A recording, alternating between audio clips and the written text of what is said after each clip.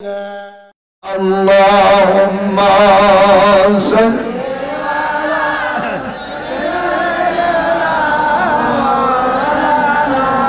ala ali sayyidina rahimna maskan hawali kaaba बने मेरा मदफन दियार मदीना अल्लाहुम्मा सल्ली अला सय्यिदिना मौलाना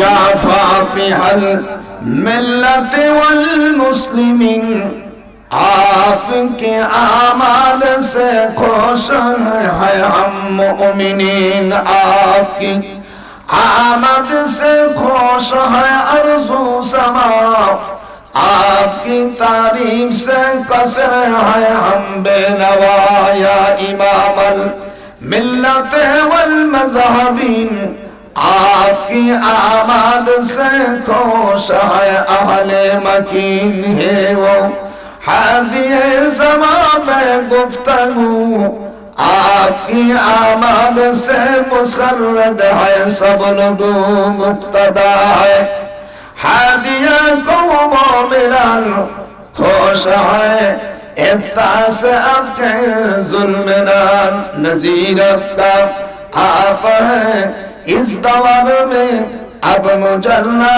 है मुस्तदे अब इफ्ताबे मदीना वाला चूके चश्मी यसबतन मदीना मनवारा चूके कश्मा मुहजरा बैतरा जद आज खाने का बान शुरू इफ्ता से जुल्मीन नंदर अफ्तरू जोरे बोल सुभान अल्लाह हुजूर सल्लल्लाहु अलैहि वसल्लम के शाने আল্লাহ নবীর মা যে কটা কথা বলছিল সেই কটা কথা আমি ফারসিতে আমি অনুবাদ করেছি হুজুরের মা কি কথা বলেছিলেন তার উপর একটা কাসিদা হুজুরের আম্মার ইন্তেকালের 19 দিন আগে এইগুলো বলছিলেন আপনারা এই কথা এই ওয়াজ আমি আপনাদের নাটোর জেলার কথা বলিনি সেই কথাগুলো আজ আমার নবীর শানে হুজুরের শানে যে কাসিদা আমি পেশ করেছি এটা 76 থেকে সমস্ত হাদিস থেকে মন্থন করে হুজুর সাল্লাল্লাহু আলাইহি সাল্লামের আম্মা উনি মরে যাবেন তার 19 দিন আগে মক্কা থেকে ছটফট করতেছে হুজুরের বয়স তখন 6 বছর 5 বছর হযরত জিবরিল আলাইহিস সালাম আকাশে উঠতেছে তো বলছে মা আকাশের দিকে তুমি তাকাও এরপরে যে আয়াতে কারিমাগুলো নাযিল হয়েছে হযরত উযার আলাইহিস সালামের ঘটনার আয়াতে কারিমার তেলাওয়াত করেছি এই সূরাটা যেখানে নাযিল হয় সেখানে হুজুরের আম্মার ইন্তেকাল হয় যারা বলেন আল্লাহু আকবার কিন্তু হুজুরের বয়স তখন 6 বছর এখানে যখন নবীর 40 বছরের পরে যখন ওহী আসবে তারও 2.5 বছর কিছুদিন পরে যেটা নাযিল হবে কিন্তু হযরত আল্লাহর হাবিবের পার দাগ সেখানে দাঁড়িয়ে আছে 6 বছরের সময় আমার নবী যে পয়গম্বর হবে তার চিহ্ন আগেই ফুটে গেছে জোরে বলেন সুবহানাল্লাহ হুজুর সাল্লাল্লাহু আলাইহি ওয়াসাল্লাম মার দিক এক নজরে তাকিয়ে আছে চোখের পানি বলছে মোহাম্মদ আমি যদি মারা যাই তাহলে তুমি কাঁদবে হুজুর সাল্লাল্লাহু আলাইহি সাল্লাম মার মুখের দিক তাকিয়ে আছে মা হুজুরের মাথার উপর হাত দিয়ে বলছে বাবা আমি যে মারা যাব আমি স্বপ্ন দেখতেছি আমি তোমাকে কয়েকটা ওসিয়াত করে যাচ্ছি বাচ্চা ছেলেকে ওসিয়াত করতেছে জুলহুলাইফা যেখানে হুজুর সাল্লাল্লাহু আলাইহি ওয়াসাল্লাম ছোটবেলায় খেলাধুলা করতেন জুলহুলাইফা বর্তমান যে মসজিদ, এই মসজিদের পাশে হাম্মামখানা আছে যেখানে হাজী সাহেবরা ওযু করেন, এবং এই মসজিদে 2 রাকাত নামাজ পড়তে হয়। সেখান থেকে ইহরাম বাঁধতে হয়, একটা গায়ে আর একটা পরা, 2 খান মাত্র কাপড়। হাজী সাহেবরা এদিক তাকান, আল্লাহ আমাকে অনেকবার হজ করাইছেন। এবার 7ই রমজানে এখানে কিছু পাতলা পাতলা কিছু খাজর গাছ আছে। এই খাজর গাছের বাগানটা ছিল সেই সময় হযরতে জুলহুলাইফা। জুলহুলাইফা হলো হুজুর সাল্লাল্লাহু আলাইহি সাল্লামের নানির নাম। যেরকম সুবহানাল্লাহ। কি কথাগুলো বলতেছে আরবি। হুজুরের না আম্মার ভাষা কি আরবি ছিল না বাংলা ছিল? আরবি। সে আরবি কি বলছে তার পড়ে পড়ে বাংলা শোনাচ্ছি। যদি আল্লাহর ওলা হন, হুজুর বলছেন আমার আম্মার একটা সিদা যদি কার কাছে থাকে, নিঃসন্দেহে আমার মায়া তার প্রতি আসবে। বিসমিল্লাহির রহমানির রহিম। এই কথাটা কিডা লিখেছে? আল্লামা আশ-শাইখ জালালউদ্দিন সুয়ুতী মরহুম রাহিমাহুল্লাহ তাফসীর ইতকানের ভিতরে। বারাকাল্লাহু ফিকা মিন গুলামি ইয়া ইবনাল্লাযী হুরমাতিল হিমামি। হে আমার ছেলে, আল্লাহর রহমত তোমার উপর বর্ষণ হবে। তুমি যেদিন পয়গম্বর হবে সেদিনকে মক্কার লোকেরা তোমার বিরোধিতা করবে। ইয়া ইবনাল্লাযী মিন হুরমাতি ওয়াল হিমামি, ইজ্জতের উপর প্রতিষ্ঠার কসম, এই খানে কাবার কোনদিন গিলানি করবে না। এই খানে কাবা তোমার বাপ দাদাদের জায়গা। শুধু একটি বদমাইশ তোমার শত্রুতা করবে। বাদাজাল হিসাদাল আহবাবাকাল হারামি ওয়া মুজদালিফা ওয়া আরাফাতে মিন কুল্লি আজামি। আমি স্বপ্ন দেখেছি তুমি যখন পয়গম্বর হবে তখন আব্রাহা বংশের ভিতরে আবু জেহেল একজনের স্ত্রী কি জোর করে বিয়ে করে হারাম শরীফে আনতে চাইবে। মুকাল্লামাতাল হারামাতাবান ওয়াদি ফাযকুরুল্লাহ কাল মাশআরাল হারামি ফাযকুরুল্লাহ ইনদাল মাশআরিল হারাম। সূরা বাকারার ভিতরে এই ঘটনাকে উল্লেখ করেছেন। মা ওই সময় মুসলমান ছিল না, তারপরও আমেনা স্বপ্ন দেখতে পেরেছে যে আমি স্বপ্ন দেখছি আবু জাহেল কিন্তু আব্রাহা বংশে বিবাহ করবে বাবা, এবং সেই লোক চক্রান্ত করে আব্রাহা বাদশার সরকারকে নিয়ে আল্লাহর ঘর ভাঙে সেই ইয়ামিনের রাজধানী সানাতে সে একটা কাবার বদলে আরেকটা কাবা করতে চাবে। তখন তুমি মাতৃগর্ভে ছিলে, এই ঘটনা আমি দেখেছি।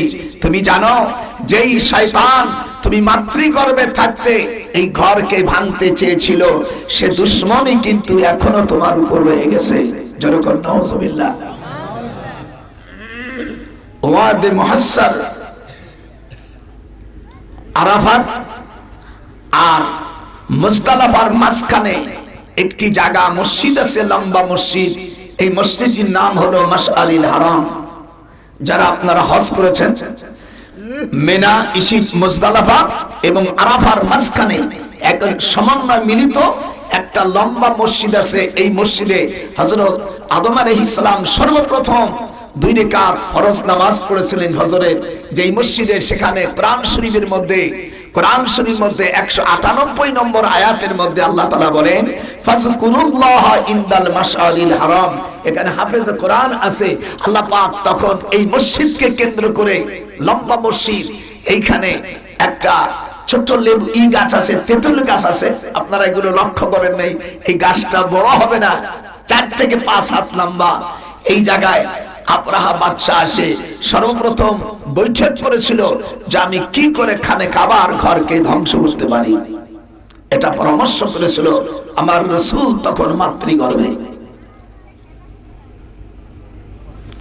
আল্লাহ পাক ওই ঘটনাকে পরে ওহীর মাধ্যমে জানাই দিচ্ছেন। হুজুরের মা বলে দিল, বাবা আমি ওই সময় তুমি যখন পয়গম্বর হবা তখন কিন্তু আমি থাকবো না, কিন্তু আমার মাতৃগর্ভে যখন তুমি 6 মাসের ছিলে তখন এই আবরাহার বংশকে নাকেরাকে বিবাহ করেছে। নাকেরার বাংলা হলো অনির্দিষ্ট। এখানে উলামায়ে কেরাম আছে, নাকেরা মানে কি? অনির্দিষ্ট। আবু জেহেলের স্ত্রী বলছে যে আগে আমার 14 জায়গায় বিয়ে হয়েছে, আমি কোনো নির্দিষ্ট বিয়ে হয়নি, আমার নাম নাকেরা, আমি যখন বিবাহ বসি তখন অনির্দিষ্ট হিসেবে থাকি, চাইলে থাকলাম নইলে গো। কি নিয়াত? আগের জামানায় এরকম বিয়ে হতো। আগের জামানায় 4 রকম বিয়ে হতো, সুফলা বিয়া, হামাজা বিয়া আর নাকেরা বিয়া। এই কায়দা বলছি না, এই ওয়াজ জিন্দেগিতে শোনেন নাই। অনির্দিষ্ট হিসেবে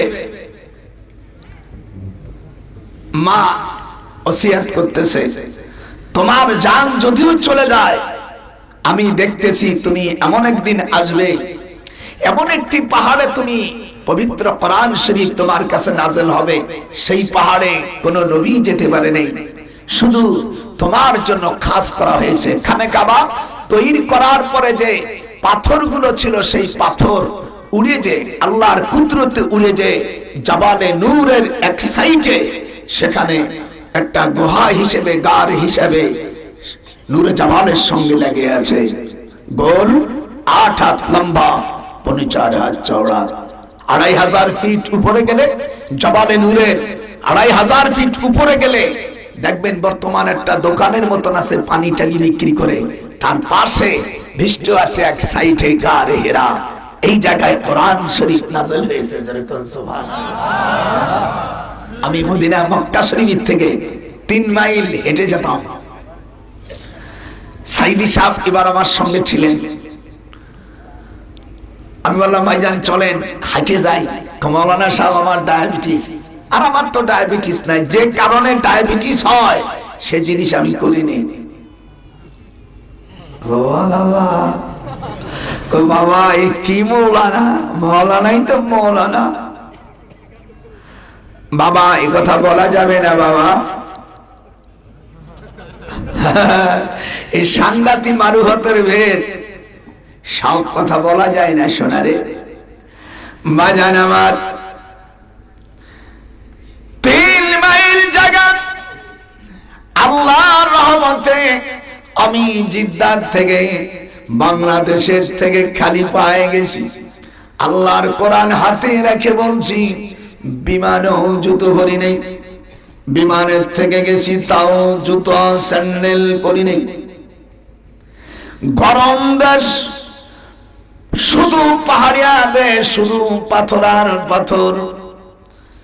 আমাকে বললেন আমার স্যান্ডেল আছে, বলে স্যান্ডেল পাই দেওয়ার জন্য আমি এই দেশে আসি নাই। জিদ্দার থেকে সরাসরি আম্মার কাছে চলে গেলাম। বড় আম্মা আদিমা হযরতে হাওয়া আলাইহিস সালামের ওখানে, বাবে মক্কা খারিজিয়া সকলে চলে গেল মক্কায়। আমি বলে মক্কায় আমি আগে যাব না, আগে আমি আমার বড় আম্মার কাছে যাব। কথা কি বুঝতে পেরেছেন? যারা হজ করেছেন আমি বলবো সর্বপ্রথম বড় আম্মার কাছে যাবেন, যিনি আমাদের মা।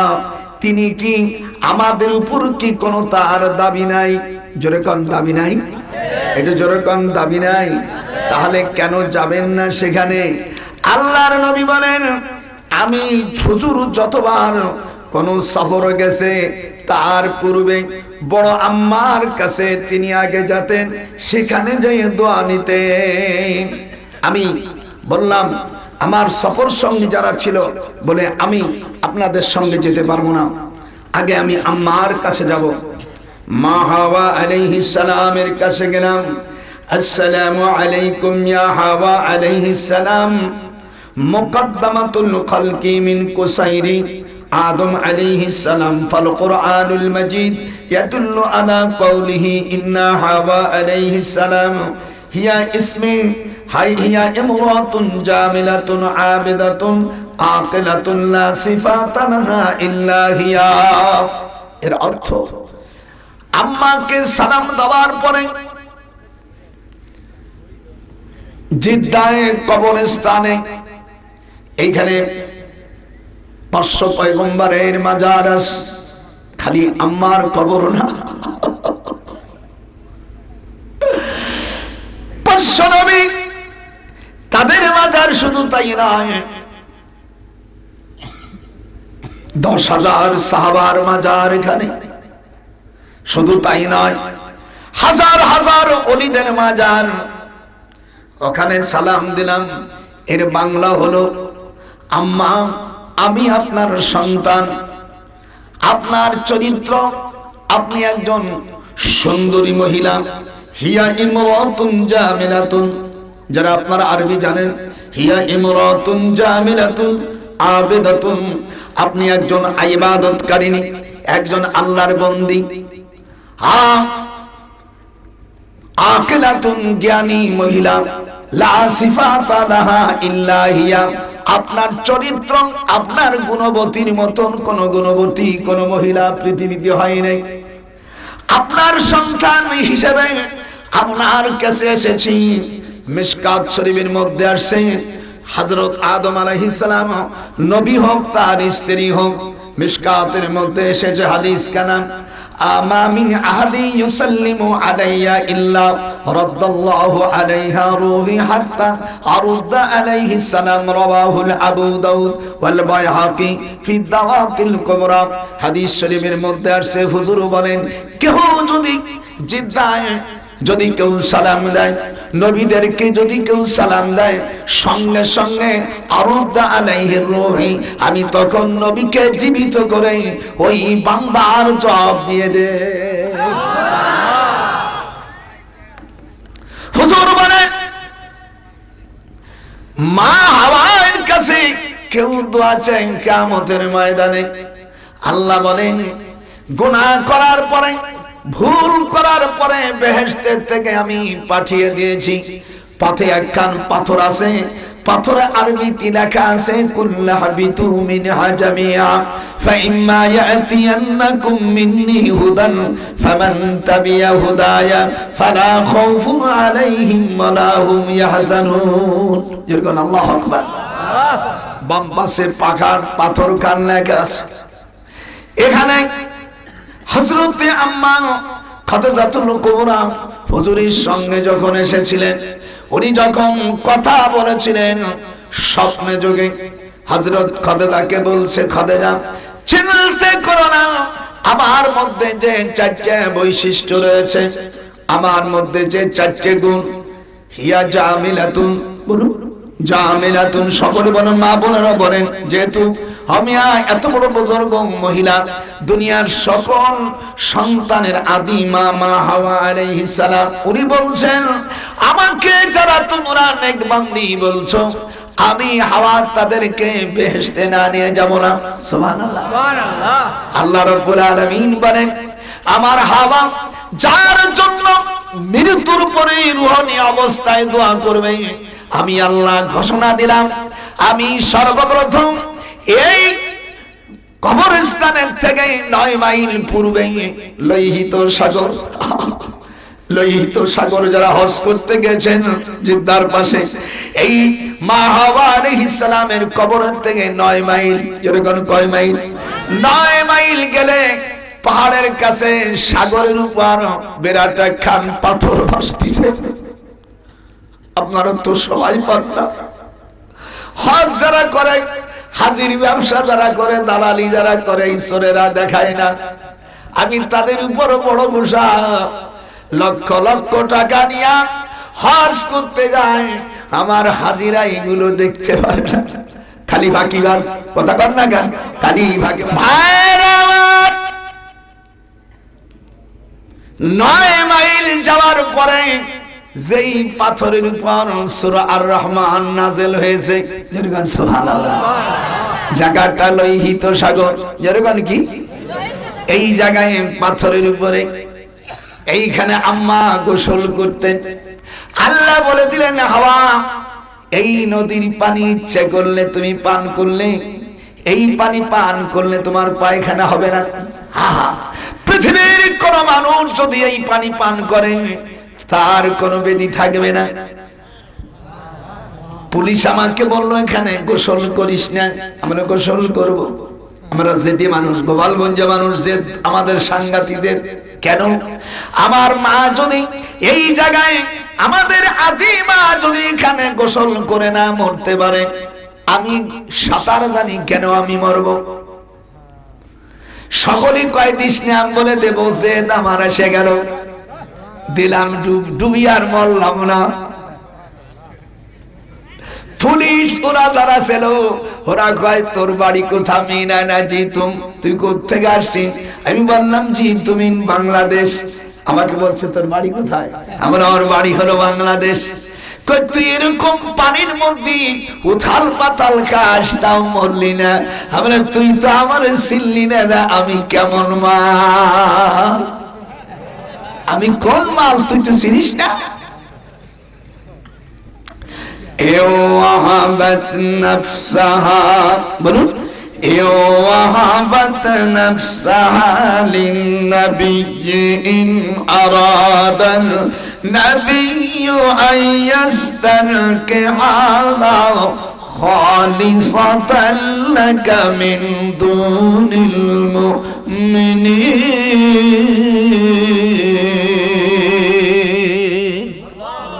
জোরে আল্লাহু আকবার বলতে পারলেন না? আরো জোরে করে আল্লাহু আকবার বলতে পারলেন না? মুসলমানের মতন চলো না, নারায়ে তাকবীর, নারায়ে তাকবীর। হাত উঠলো না কেন? আম্মার কাছে গেলাম, যিনি আমাদের আসল মা, যিনি আমাদের জন্য দোয়া করেছে। আল্লাহ, কিয়ামতের ময়দানে আমি হাওয়া, আমার সামনে যদি আমার সন্তানগুলো জাহান্নামে যায়, আমি সহ্য করতে পারবো না। যেই পাথরের উপর বসে উনি দোয়া করেছিলেন, সেই পাথর কান লোহিত সাগরের কাছে ভাসতেছে। আল্লাহর কি কুদরত! আল্লাহ কোরআনে বলেন, মানুষ, দুনিয়ায় এমন মানুষ আছে অন্তরের থেকে দয়া বের হয় না, পয়সা বের হয় না, পানি বের হয় না, অন্তরের থেকে দয়া বের হয় না। আর আমি দুনিয়ায় এত শক্ত পাথর দিয়েছি, পাথর থেকে পানি বের হয়। লাম্মা ইয়াতাফাজ্জারু মিনহুল আনহার, যেরকম আল্লাহু আকবার, পাথরের থেকে পানি বের হয়। যেরকম কি পানি বের হয়? পানি। ওখানে দেখলাম কিছু মৌমাছি পাহাড়ের উপরে, পাথরের উপরে বসে বসে পানি পান করতেছে। আমি তখন মুসলিম শরীফের হাদিস আমার মনে পড়ে গেল। হুজুর নবী বলছেন, পাথরের উপর যখন পানি পড়ে, পাথরের উপর যখন কুয়াশা পড়ে, ওই কুয়াশা যখন মৌমাছি পান করে তখন মিষ্টি হয়ে যায়। ওদেশে কোনো গাছ নাই, ওদেশে আমাদের দেশের মতন খাজর, মানে এরকম খাজরের রস হয় না। যদি কোন হয় নাকি? ওদের রস হয় নাই, খাজর যা হয়। আর মদিনা শরীফ আছে ভালো খাজর, এগুলো আজওয়া খাজর, এর দাম বেশি, 90 রিয়াল থেকে 100 রিয়াল পর্যন্ত। আর মফিজ খাজর যেগুলো, ওগুলো দাম কম। সূরাটা নাযিল হয়েছে কোথায়? এই সূরাটা নাযিল হয়েছে ওই পাথরের উপরে। কোরআনে কোন কোন সূরা কোন কোন পাথরের কোন জায়গায় নাযিল হয়েছে সব নোট আমার করা আছে এখানে। কোন জায়গায়, কোন দিনে, কোন সময়, কি কারণে, কোথায়, কিভাবে, সবগুলো নাযিল হয়েছে। সূরা মারইয়াম তার 18টি আয়াত নাযিল হয় বনি শিক্কা পাথরের উপরে, যেটা বর্তমান জিদ্দায় বাবেলুকুনের মধ্যে এখন পাথর খান ভাসতেছে। আপনারা পারলে হজ করার আগে আমাকে একটু টেলিফোন করেন, আমার পয়সা দিতে হবে না, আর আমি হজের ব্যবসা করি না। ল্যাংড়াম ওর দাম হলো 60 টাকা, আর যেগুলো আঠিরাম, যার মধ্যে পোকমা উড়ছে টক, বলে ভাই এটা 20 টাকা কেজি, অথবা 30 টাকা, এটা 60 টাকা, অথবা 100 টাকা। বলে ভাই 10 টাকা কম। বলে জীবনে তুমি আম খাও নাই, চলে দাও, এটার নাম ল্যাংড়া। আমি বলি এটার নাম ল্যাংড়া যদি হয় তাহলে আমার কানা আম দাও। সভাপতি সাহেব দেখেন ওয়াজ কারে কয়, তাহলে আমার কানা আম দাও আর না খোড়া আম দাও। তুমি ল্যাংড়া আমের কথা বলছো, কানা আম থাকবে না কেন? ওর পাও কোথায় খোড়া? এসব শয়তানি পাইছো কোথায়? আমি কলকাতা যখন এই দাম বলছি তখন ভাই আপনি দুটি আম এমনি খান, আমাকে আর চালায় না। বুঝতে পারছেন বেকার রসিক মানুষ। জিদ্দায় পুলিশরা 40-25 জন খালি আমার কাছে, ভাই তুই কি জানিস? দেখলাম আমার কেরামতি এনে ছাড়বো না। বলে আমি জানি কিছু, অনেক কিছু। তো রোজার দিন, তো রোজার দিন ওখান থেকে একটু পানি নিয়ে নিলাম। ওখানে পানি আমার কাছে আছে, যদি কোনো আম্মা যান এখানে নাই, আমার বাসায় রাখছি পানি। যদি কোনো মহিলা তার স্বামী চটপটিয়ে এদিক ওদিক নিজেরই তুই অন্য জায়গায় যায়, ওর জীবনে শেষ, আর যাইতে পারবে না। কিন্তু ওই পানি আমার কাছে রাখিনি, আমার মানুষ চিল্লি বিল্লি করে খাবে, যার বেশি দরকার আর রাখতে দিয়ে যাবে। কষ্ট না করলে কেষ্ট মেলে না। فَلَن تُصْبِرَنَّكُمْ لِشَيْءٍ جُذَبًا حَتَّى أَلْقَيْتُهُمْ إِلَى اللَّهِ الْمَصِيرُ। আল্লাহু আকবার, আরো জোরে বলুন আল্লাহু আকবার। আস্তে হলো গান, জোরে বলুন আল্লাহু আকবার। যে তার কাছে পাথর খান প্রায় 1000 ফিটের উপরে, এত বড় পাথর খান দরিয়ার উপর ভাসতেছে। আল্লাহর কি লীলা খেলা যদি আপনারা দেখেন, যে পাথর পানির উপর ভাসে, কি কেমন কথা। হযরতে খানজাহান আলী রহমাতুল্লাহ আলাইহি বাগেরহাট যে মসজিদ করেছে, ওখানে যে পাথরগুলো আছে, ওনার যে মাজার গুলো আছে, খানজাহান রহমাতুল্লাহ আলাইহি সে কাস্তাজওয়াদান আজবাদাম শুধু বাজারাও আজবাদাম শুধু জেনা দারাদ মি যাওয়া। উনি চিটাগাং থেকে পাথরগুলো ভাষাই দিয়া বলল, রব্বুল আলামিন তোমার ঘর আমি করব। খানজাহান আলী বাগেরহাটে তখন আশেপাশে নৌকো চলে না, স্টিমার চলে না। আমি তোমার নামে, তোমার নামের গুণে আমি মসজিদ বানাবার জন্য পাথরগুলো ছেড়ে দিলাম। এই পাথরগুলো তুমি অর্থাৎ বাগেরহাটে তুমি পৌঁছাই দাও। দেখা গেল আল্লাহর ওলি বলে দেওয়ার আগে পাথরগুলো সেখানে চলে আসে। একে বলা হয় কারামত। আমাদের দেশের কিছু অজ্ঞ লোকেরা আছে যারা মাদ্রাসাও পড়ছে হয়তো কিছুদিন, সেই লোকদের মধ্যেও কারামতকে অস্বীকার করে। কারামতকে অস্বীকার করলে সে কাফের হয়ে যায়, কোরআন শরীফ তার অস্বীকার হয়ে যায়। সূরা মারিয়াম ইসির ভিতরে, মারিয়ামের ভিতরে আল্লাহ পাক মরিয়ম আলাইহিস সালাম যখন সন্তান প্রসব করলেন বেথলেহেমে, বাইতুল মুকাদ্দাসের দক্ষিণে, এইখানে আল্লাহ বলে দিলেন, মারিয়াম তুমি মরা খাজর গাছ ধরে ঝাঁকি দাও। অহুজ্জি ইলাইকি বিজিজিন নাখলা, তুমি নিজে মরা খাজর গাছের ডাল ধরে, ওয়াহুজ্জি ইলাইকি। কোরআন শরীফের আয়াত, এখানে হাফেজ সাহেব যারা আছে কথা বলেন না কেন? আমি এখানে হাফেজ নাই কোরআনে, তা আমি পড়তেছি, তোমরা পড়ো না কাকে? আমি হাফেজ আছে না কোরআনে? ওয়াহুজ্জি ইলাইকি আছে কিনা? আল্লাহ বললেন তুমি মরা গাছের ডাল ধরে ঝাঁকি দাও, আমি রুতাবান জানিয়া আমি শক্ত পাকা আজওয়া খাজর দিয়ে দেব। মরিয়ম আলাইহিস সালাম কোন নবী ছিল না? নবী ছিল নাকি? মহিলারা কোনদিন নবী হয়নি? অথচ মরিয়ম আলাইহিস সালামকে আল্লাহ নির্দেশ দিলেন তুমি ঝাঁকি দাও মরা গাছ ধরে, আমি তাজা খাজর দিয়ে দেব। তাহলে নবী ছাড়া যদি কোনো অলৌকিক ঘটনা হয় তাকে আরবিতে বলা হয় কারামত।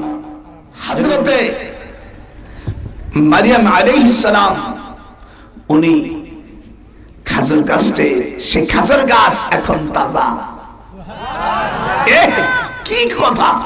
সে খাজর গাছ এখন তাজা, এখনো তাজা। কি কষ্ট উনি 8টা গাছে হাত দিয়েছিল, সে গাছগুলোর কথা বলবানি, এগুলো বলি নেই।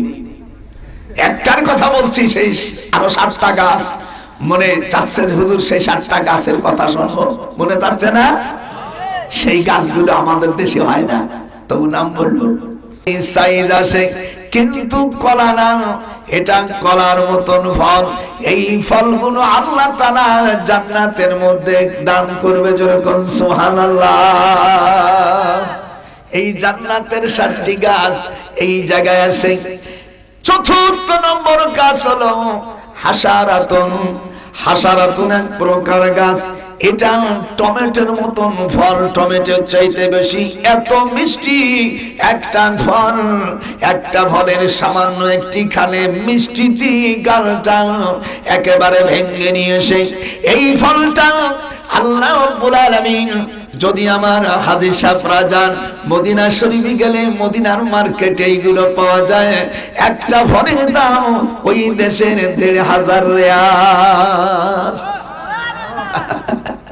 কোন মেয়েদের যৌবন চলে গেলে, কোন যুবক ছেলেরা জোয়ানি হারে গেলে তারা এই ফল কিনে খায়, যৌবন তাদের বেড়ে যায়। 5 নম্বর গাছ হলো মাওয়ানাতুন। মাওয়ানাতুন গাছ হলো অমিয়া হরিতেকের মতো।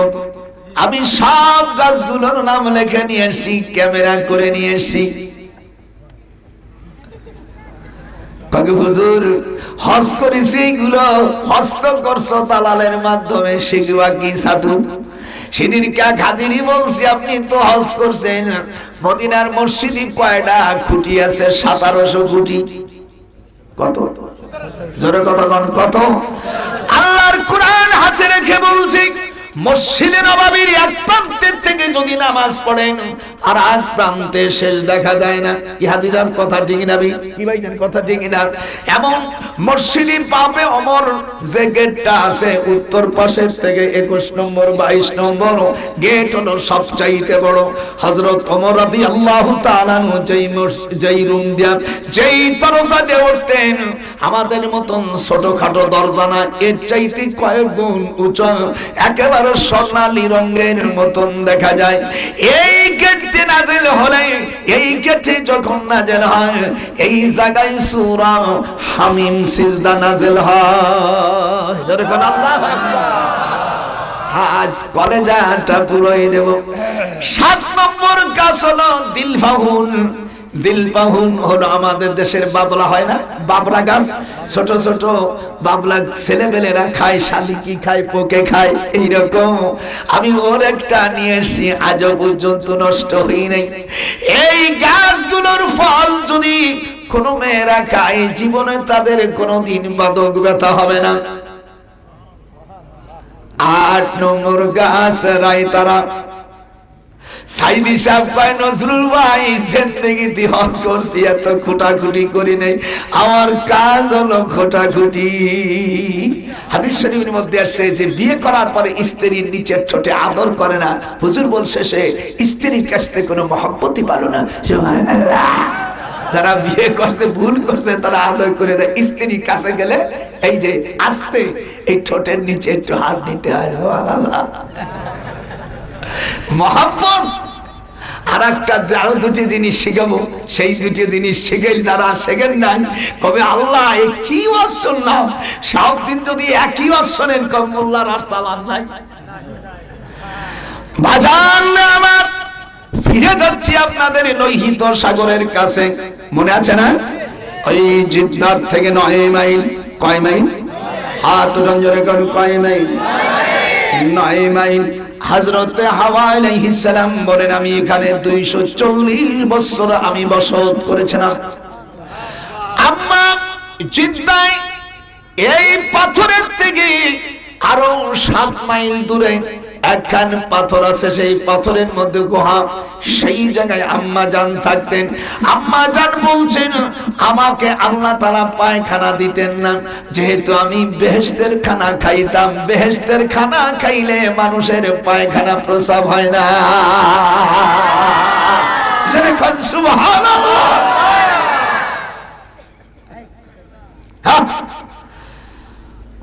فإما يأتينكم مني هدى فمن تبع هداي فلا خوف عليهم ولا هم يحزنون আল্লাহ বলে দিলেন আদম হাওয়া আমার পক্ষ থেকে যদি কোনো নির্দেশ যায় সেই নির্দেশ যদি তুমি মেনে চলো ফাইম্মা ইয়াতিয়ান্নাকুম মিন্নি আমার পক্ষ থেকে যদি কোনো হিদায়াত তোমার কাছে পৌঁছায় সেইগুলো যদি তুমি গ্রহণ করে নাও ফালা খাউফুন কোনো ভয় নাই ওয়ালা হুম ইয়াহজানুন চিন্তার কোনো কারণ নাই বাজান আমার দেখলাম আম্মা যেই জায়গায় শুতেন আহারে পাথর যে এত নরম থাকে আল্লাহর কোরআন হাতে রেখে বলছি পাথর হলো শক্ত কিন্তু আম্মা জান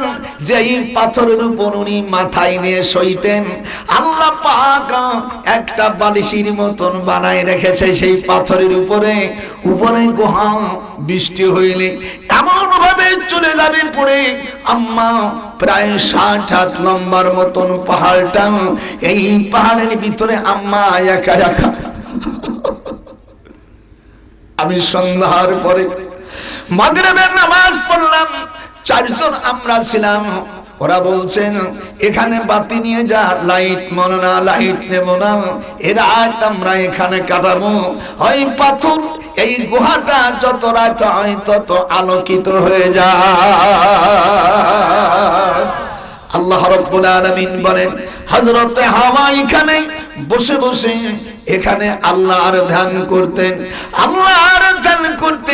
আল্লাহ পাক এই পাহাড়ের ভিতরে আম্মা জান যেই গুহার মধ্যে থাকতেন এই জায়গায় আয়াত সূরা আয-যুখরুফ নাযিল হয় আয-যুখরুফ মানে অলংকার যুখরুফ মানে কি আপনারা আলেম ওলামা যারা আছে আমার সাথে কথা বলবেন যদি ভুল হয় আপনারা আমাকে সংশোধন করে দেবেন আয-যুখরুফ মানে কি অলংকার আম্মা জানেরা যেরকম কি অলংকার আল্লাহ রাব্বুল আলামিন বলেন এই সূরার মধ্যে আল্লাহ বলেন ওয়া মাইয়াশু আন যিকরির রহমান নুকাইয়িদ লাহু শাইতানান ফাহুয়া লাহু করিন জিদ্দায় এই আয়াতটা নাযিল হয় সূরা আয-যুখরুফ আল্লাহ বলেন যারা জিকির করে না তারা হলো শয়তানের বন্ধু ومن يعش عن ذكر الرحمن نقيض له شيطانا فهو له قرين যারা জিকির করে না তারা হলো শয়তানের বন্ধু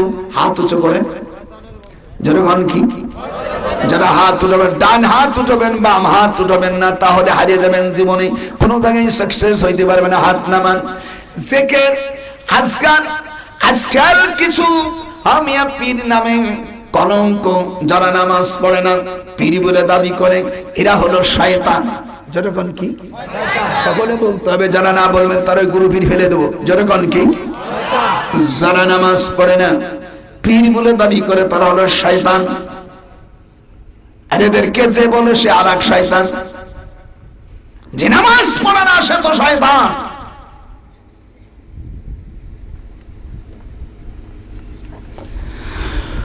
হযরতে হাওয়া সকালবেলা 10,000 বার আল্লাহু আল্লাহু বলতেন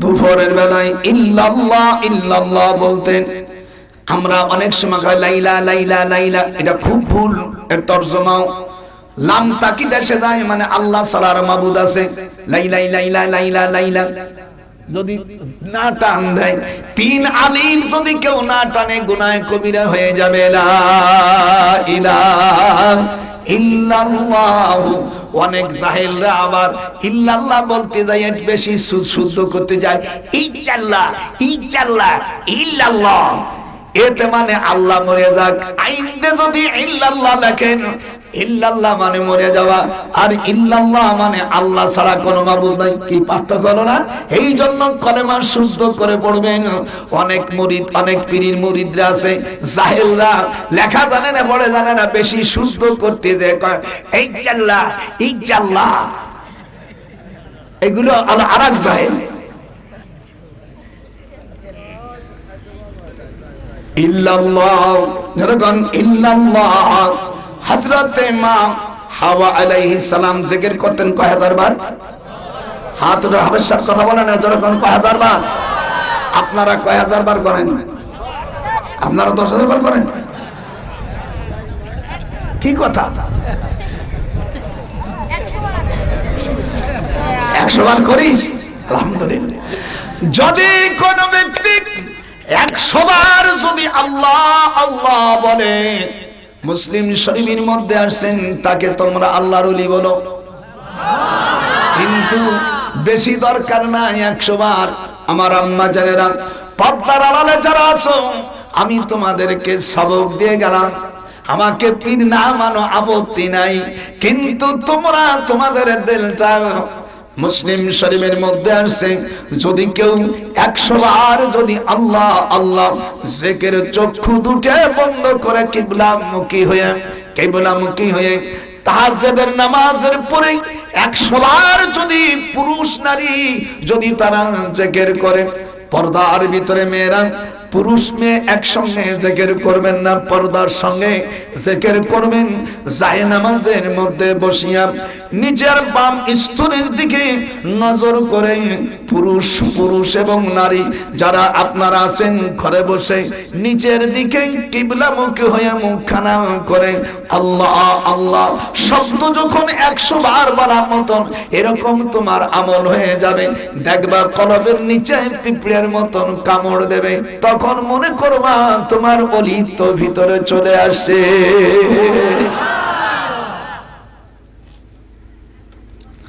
লিকুল্লি শাইইন সিকানাতুন ওয়া সিকানাতুল কুলুব যিকরুল্লাহ। হাদিস শরীফের মধ্যে আসছে, মানুষের অন্তরে একটা মরিচাকা আছে, এই মরিচাকা পরিষ্কার করার জন্য এই ইল্লাল্লাহ দরকার। ইল্লাল্লাহর জিকির ছাড়া ওই কলবের ময়লা কাটে না। আপনার গোশত খাইছেন, জম্মের খাওয়া, হাতে কিছু ভরে? এই যে কথা বলবেন, যারা গোশত খায় জনগণ ভরে না? আপনারা যারা আছেন তারা একটু কথা বললেন, আমার সাথে আপনার কোনো শত্রুতা আছে নাকি? হ্যাঁ, শত্রুতা আছে? তাহলে আপনারা কথা বলেন না কেন? তেল ভরে না ভাইজান? এই স্বভাবত তেল ভরে না?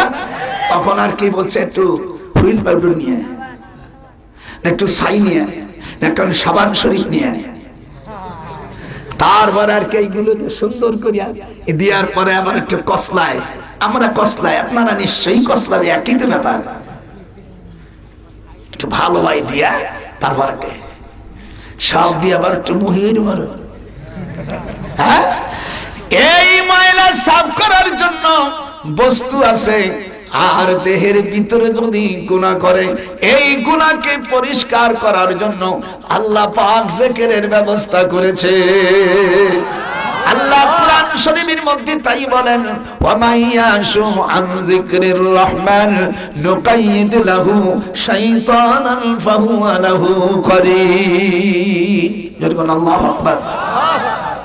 হযরতে হাওয়া আলাইহিস সালাম এই জায়গায় 240 বছর জিদ্দার কাটে, জায়গাটার নাম নামিলে হাওয়া।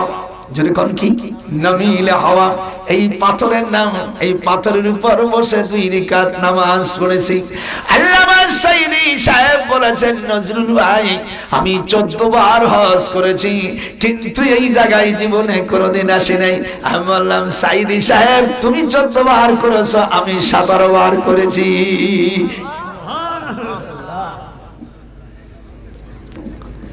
ভালো লাগতেছে নাকি?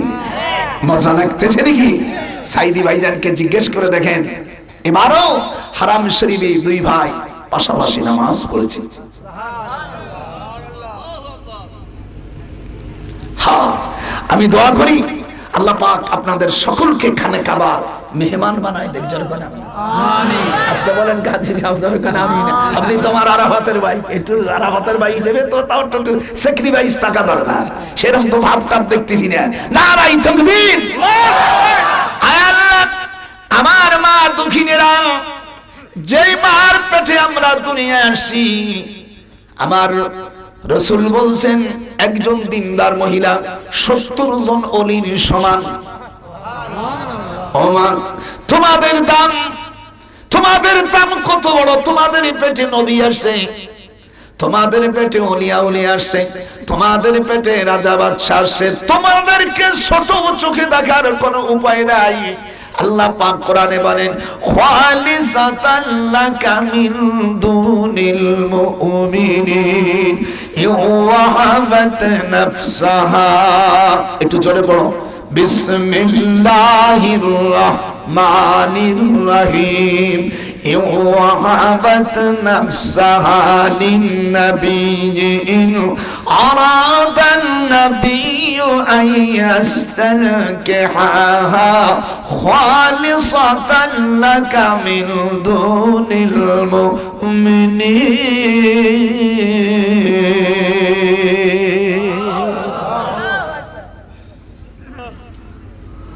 তাহলে যারা যুবক ছেলে ছোট ছোট বাচ্চা আছে, তোমাদেরকে সবক দিলাম, সকাল থেকে সন্ধ্যা পর্যন্ত 10 বার আল্লাহ আল্লাহ বলবা। পারবা কি আমার নানা ভাইরা, আমার নানু ভাইরা পারবা? যখন পারবা হাত তুলে নেবা। আমার নানাদেরকে দেবো ছোট আমল, ওরা ছোট মানুষ, সকাল থেকে সন্ধ্যা পর্যন্ত আল্লাহ আল্লাহ বলবে মাত্র 10 বার। তোরা ছোট মানুষ, তোদের ছোট আমল দিয়ে দিলাম।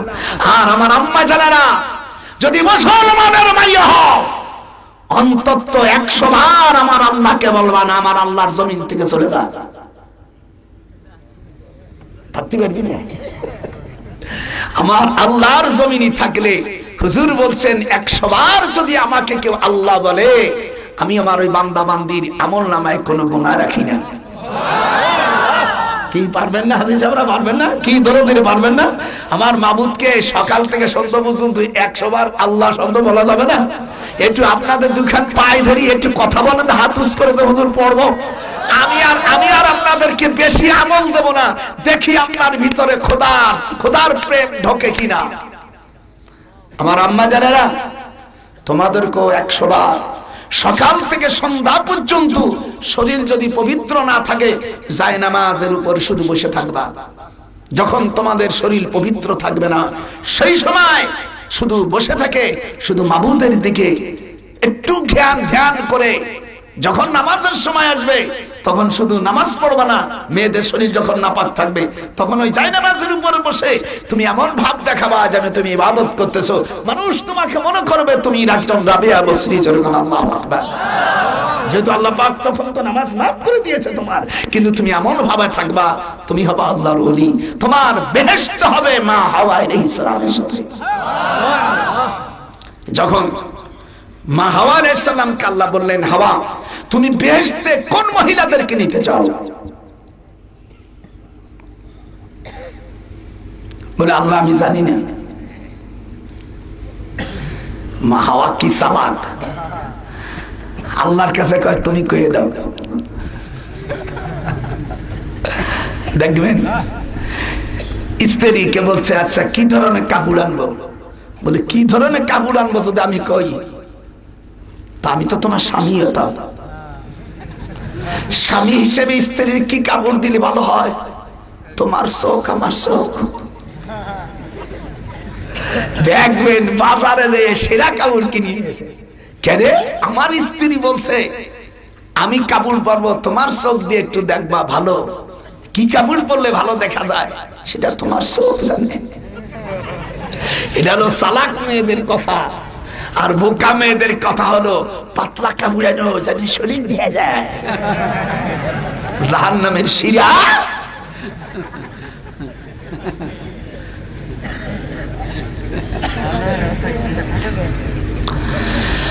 আল্লাহর নবী মা হাওয়া আলাইহিস সালাম বলেন, আল্লাহ গায় তুমি তো শিখাই দিয়েছো ফাতালাক্কা আদমু মির রাব্বি। বলে নেই আল্লাহ সূরা বাকারার মধ্যে বলে দিয়েছেন, পাথরের উপর দাঁড়ায়া হযরতে মা হাওয়া আলাইহিস সালামের পার দাগ তখন বসে গেছে। আল্লাহ পাক বেহেশতে থেকে পাথর দিলেন, সেই পাথরের উপর ফজরের 2 রাকাত আম্মা হাওয়া আলাইহিস সালাম নামাজ পড়েছিলেন। এই পাথরের থেকে এখনো সুঘ্রাণ বের হচ্ছে। আল্লাহর কোরআন আমার হাতে, আমি শুয়ে বলছি, খোদা তোমাকে সাক্ষী রাখে বলছি, আজ পর্যন্ত সেই জমিনে সুঘ্রাণ বের হচ্ছে, কোনো দুর্গন্ধ নাই, কোনো দুর্গন্ধ নাই, কোনো কুকুর শিকল যায় না, পিপিলিকা পর্যন্ত নাই, মাশা নাই।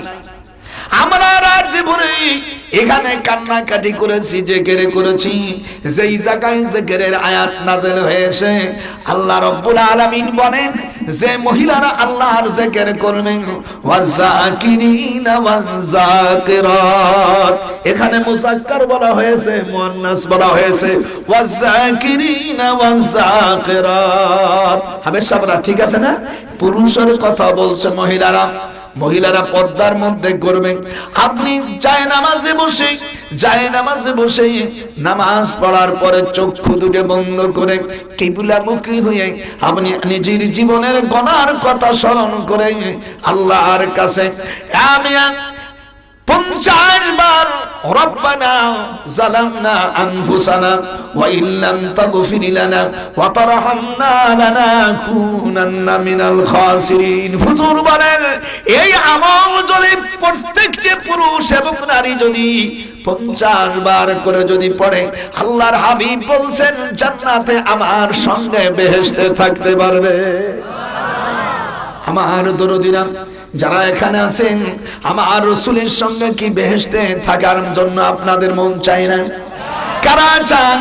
ও আমার মা বোনেরা, হয়তো আমি আর জীবনে না আসতে পারি, মনে রাখো আমি যখন চলে যাব এই আফসোস তোমাদের করতে হবে। যা আমার আজ কিছু আমলের আজ আপনাদের সামনে করে যাব, মনে হয় আপনাদের খারাপ লাগতেছে। আমি যে কথাগুলো বলবো আমার কোনো কথা না, আমার এই কথাগুলো আমার পরওয়ারদিগারের কথা।